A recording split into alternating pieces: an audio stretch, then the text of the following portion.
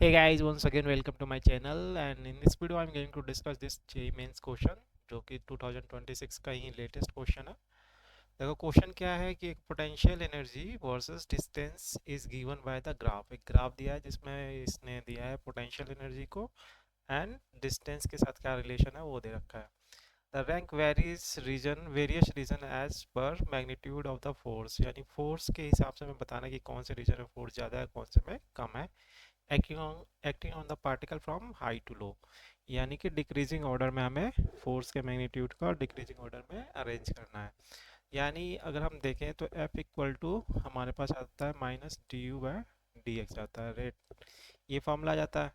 तो इसको यानी कि अगर जहाँ पे D you by D x ज़्यादा होगा वहाँ पे फोर्स का मैग्नीट्यूड ज़्यादा, अगर मैग्नीट्यूड देखें तो है ना।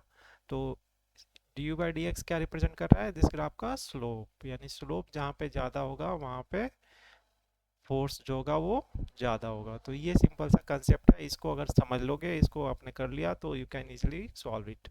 तो अब देखते हैं स्लोप कहाँ जाता है। तो सबसे ज़्यादा स्लोप हमें दिख रहा है यहाँ पे सी बी रीजन में। सी बी रीजन यानी कि सी बी या बी सी बोल रहे हो तो इन दो, तो हमारे पास दो ऑप्शन है, ए फर्स्ट एंड फोर्थ।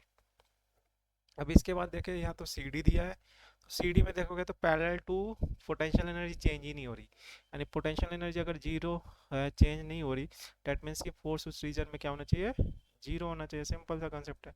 तो ये ऑप्शन गलत है, तो करेक्ट ऑप्शन हमारा ऑप्शन फोर्थ हो जाएगा। तो डायरेक्ट भी सॉल्व कर सकते हो।